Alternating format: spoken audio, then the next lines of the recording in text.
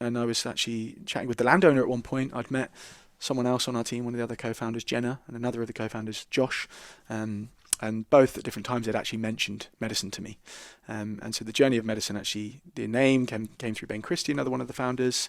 The concept kind of came through Josh and his relationship with the Yawanawa indigenous community from the Amazon rainforest, and our connection with them, and the idea of a cross-cultural exchange. And I was telling Josh that I wanted to do an event on the land called Nevaeh, and I told him a bit about it, and he was like, it sounds a lot like what we're doing.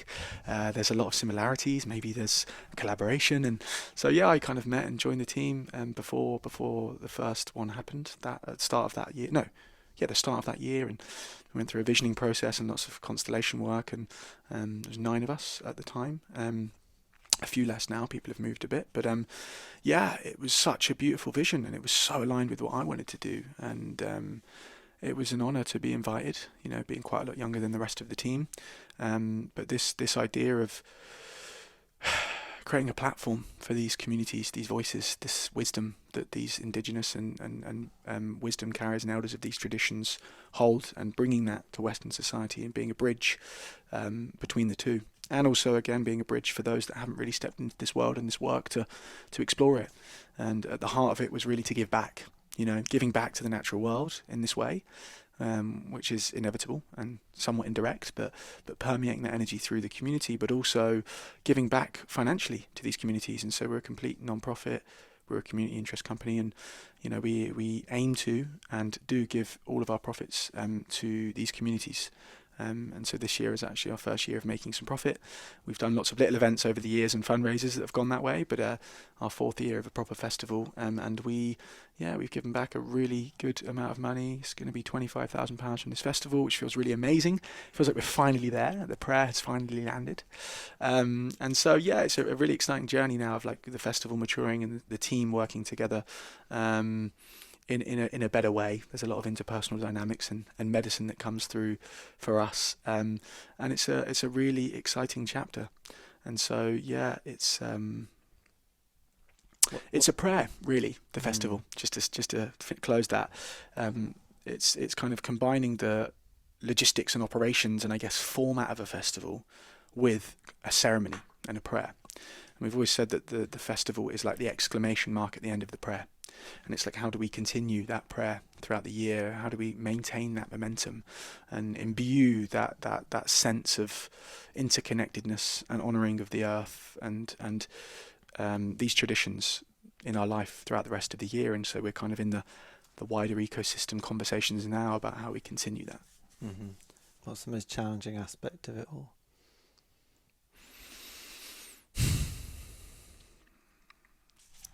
Good question. There's a lot. Finances is a really hard thing. Sure. Festivals. People really have and myself, I catch myself thinking, what, like prices, and you really don't know how much it takes to put on an event, a 6-person men's event, or a 20,000 festival. It's like, it's phenomenal. Yeah. There's so many moving parts. It's the riskiest industry in the world, arguably. You know, all it takes is something you're not covered for. And COVID, if we didn't go ahead, we were deciding right up to the last minute, it would have been bankruptcy. You know, it's incredibly risky, incredibly challenging. There is so many elements to the festival. It's incredibly multifaceted. There's so many variables and things that can go wrong. It's a really stressful piece. You know, hundreds of people in the team, hundreds of different curators and individuals and contractors, and it's a really stressful process. Actually, it's becoming less so as we find our flow with it and the team works better together. But also the money piece, right? It's really hard to, in our earlier years, we had to get a lot of favours around musicians and facilitators and people. And that's hard, people, we want to honour people, right? Every creative, every person that comes and joins is bringing something of incredible value. It takes every single person to make that festival. And so not always being able to honour them financially has been really tough. And we're finally entering a chapter now of stepping into adolescence, I guess. We're not quite in maturity yet, where I think we can really start giving back to everyone. And our aim is to hopefully, all the people that contribute will be paid in some way, and hopefully that we've finally been able to give all of our profits this last year to these organisations and these communities and these projects. There'll be a bit more understanding around that, and so Yeah, the sacrifices also personally, financially, it's been really tough for many years. It's a real it's a commitment and it's a passion project to get off the ground, and it's not always knowing the direction it's going to go in. And finally, interpersonally, the team, so much medicine within our constellation, and it's funny that our kind of tagline is, how can we be the medicine?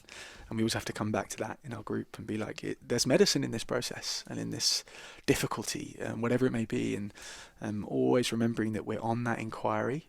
And so, of course, at the heart of it, or at the centre of it, rather, however you want to perceive that, we're having to walk that line, and we're confronted with these challenges for our own growth and the growth of the community and the holding, and if we're tending that sacred fire at the centre of the gathering with real care and real love and compassion and understanding, then that emanates out, and that's felt throughout the gathering, and we've experienced that, not being right, and how that's rippled out many times. If someone hasn't been to medicine, like, what would your message to them be if they're like, they don't really know this kind of work or world or sober event? Okay, I'm interested. I'm exploring that.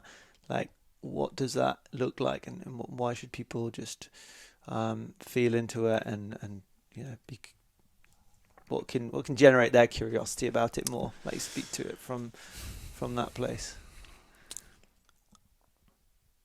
Trust the invitation, of your own heart and your soul's yearning, I guess. If there's some essence of being inquisitive or wondering, about the way that things are done by these communities, and perhaps questioning the way that you're walking, and is there more to it? I think medicine offers such a breadth of perspectives and such a deep sense of inquiry. No one at the gathering is giving anyone any answers. We're continuing to explore these questions collectively. And I think every single person that's come has got so much from the process in their own ways. Some have found it challenging. Some, it's been the most beautiful and transformative experience ever. For many people, stepping out of the space where they're reliant on alcohol and drugs to have a good time, and they're given the opportunity to step into real presence and connection, can be such potent medicine in itself alone. And I think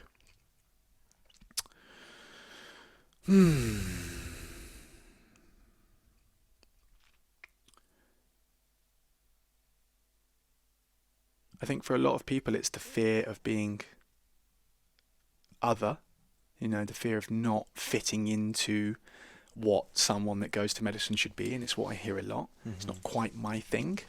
And I think trusting that there's some universal truth in gathering in this way, and trusting that. And I think that for many people it's out of their comfort zone, and for many people it's a difficult leap to take. And many people come alone, and we get so many messages from people saying, I'm coming alone, is that okay? We cultivate experiences and journeys and workshops to connect people in that way. And I just think really my message is like, it can't do you any harm. There's only gold when you venture inward. And I trust that medicine offers a space for you to explore that safely and freely. And you are accepted in all the ways you are, and all the ways you show up, and all the worldviews you have. Like, all of that is welcome. And yeah, I would really love to meet some people there from your podcast. So yeah, just trusting that. I heard you on Chris's podcast. Yeah, I came alone. We'll see. Yeah, exactly. You never know. Yeah, man. Yeah. Come alone. Can I come alone? Yes, it's more than okay to come alone. Please just come alone. We actually encourage you to come alone, because people are often like in their social cycles, and there's an expectation of how they should be, right? For all of us, people expect me to be a certain way, therefore I play up to that. And when you come to these spaces alone, it can be way more transformative and potent for you. So yeah, we just invite people to come and join the collective prayer. At the very least, every person that comes along supports us to support these communities. It's direct reciprocity and exchange, and yeah, leave really the place grateful. better than you found it. Yeah, exactly that, man. Exactly that.